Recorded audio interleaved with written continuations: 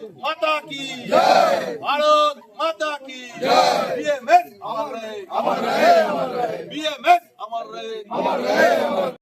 Actually আমরা এসেছি ভারতীয় মজদুর সংঘের পক্ষ থেকে। ভারতীয় মজদুর সংঘ হলো পৃথিবী তথা ভারতবর্ষের বুকে এই মুহূর্তে সব থেকে বড় শ্রমিক সংগঠন। আমাদের আসার পেছনের কারণটা মারাত্মক ভয়ানক। তৃণমূল কংগ্রেসের যে সমস্ত ট্রেড ইউনিয়নগুলো সারা রাজ্য জুড়ে 15টা বছর ধরে লুটে পাটে খেয়েছে, সেই ট্রেড ইউনিয়নের একটা অংশ 4 তারিখের পর তারা নিজেদেরকে গেরুয়া বলে দাবি করছে এবং তার ডিটেল ছবি সমেত আমি আপনাদের কাছে দিতে পারি। এই এফসিআই অফিসে আমাদের একটা কন্ট্রাকচুয়াল লেবারদের একটা ট্রেড ইউনিয়ন আছে। সেই ট্রেড ইউনিয়নটার জেনারেল সেক্রেটারি কিছুক্ষণের মধ্যে আমাদের এই কর্মসূচির মধ্যে উপস্থিত হবেন কল্যাণী থেকে। তো ভারতীয় মজদুর সংঘ করার অপরাধে আজ থেকে 1 বছর আগে এখানে যারা কন্ট্রাকচুয়াল সিকিউরিটি গার্ড তারা হচ্ছে সব এক্স সার্ভিসম্যান, যারা ভারত মায়ের সেবা করেছেন দীর্ঘ বছর ধরে, ইন্ডিয়ান আর্মি, সিআরপিএফ, সিআইএসএফ, সিআরপিএফে চাকরি করেছেন।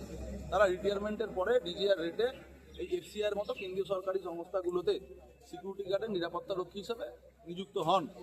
কিন্তু ভারতীয় মজদুর সংঘের একটা আমাদের অ্যাফিলিয়েটেড ট্রেড ইউনিয়ন এফসিআইতে চলে। সেই ট্রেড ইউনিয়ন করার অপরাধে 1 বছর আগে সেই তৃণমূলের যে সমস্ত বদমাইশ ট্রেড ইউনিয়নের লোকজন এবং এফসিআইয়ের কিছু নিচুতলার অফিসার সম্ভবত এর সাথে জড়িয়ে থাকতে পারে, তাদের চক্রান্তের শিকার হয়ে তাদের চাকরি চলে যায়।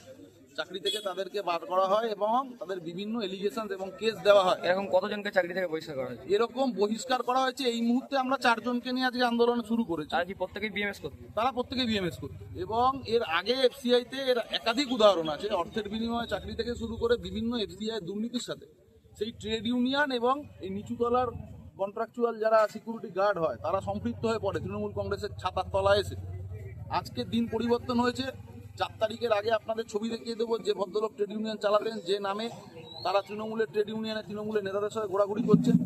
আজকে তারা দেখা যাচ্ছে 4 তারিখের পরে নিজেদেরকে গেরুয়া সংগঠনের দাবি করে কিছু গেরুয়া সংগঠনের ভেগধারী লোকেদের সঙ্গে সংযুক্ত হয়ে এফসিআই ম্যানেজমেন্টের সঙ্গে লিপ্ত হয়ে সেই একই কারবার চালিয়ে যাচ্ছে। আমরা এখানে এসেছিলাম ভারতীয় মজদুর সংঘের পক্ষ থেকে, আমরা খবর পাই এফসিআর বজবজ শাখায় 11 জনকে নিয়োগ দেওয়া হবে। তা আমরা সেই কোম্পানি, যে কোম্পানি এখানে টেন্ডাররত ছিল তাদের সঙ্গে যোগাযোগ করি, করে আমরা তাদেরকে বলি যে ভারতীয় মজদুর সংঘ করার অপরাধে যে সমস্ত কর্মচারীদের চাকরি গেছে তারাও সবাই ইন্ডিয়ান আর্মি, কেউ এক্স সার্ভিসম্যান ছিলেন, তাদেরকে আগে নিয়োগ দেওয়া হোক।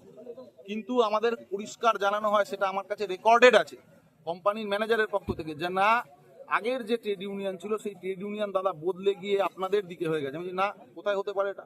বলে না, তারা গেরুয়াকরণ হয়ে গেছে, এখন তাদের সঙ্গে এফসিআই ম্যানেজমেন্টের একটা চুক্তি আছে, গোপন বোঝাপড়া আছে, তার মাধ্যমে রিক্রুটমেন্টটা হবে। এখানে ওই তৃণমূল ইউনিয়নের যারা করতো তাদেরই লোকজন এখানে ঢুকবে।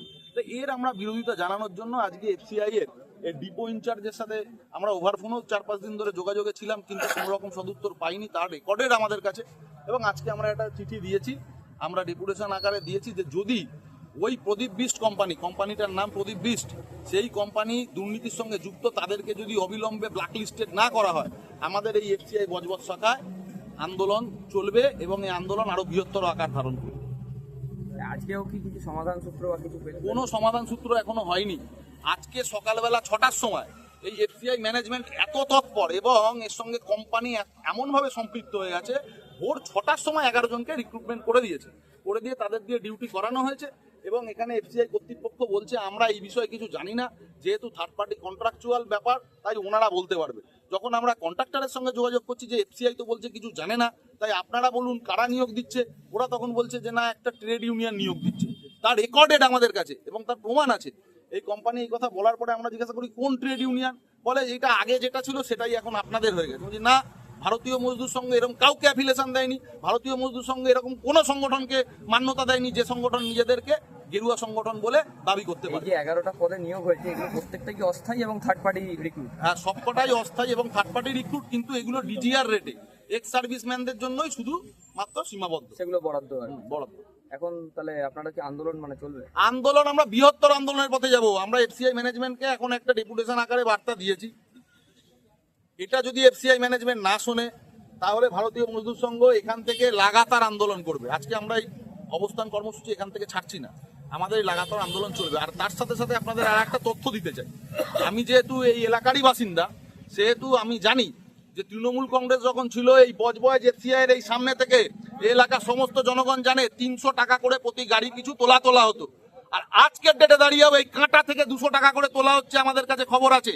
আমরা এই বিষয়ে এফসিআই ম্যানেজমেন্টকে জানিয়েছি, লড়াই এবং আন্দোলন বৃহত্তর পথে যাবে এবং এফসিআই এরও যদি কেউ জড়িত থাকে তার চাকরি আমরা কি ব্যবস্থা করতে হয় সেই ব্যবস্থা করব। কারণ এই মুহূর্তে দাঁড়িয়ে ভারত সরকারের, নরেন্দ্র মোদীজি সরকারের একটা বদনাম করার চক্রান্ত করা হচ্ছে।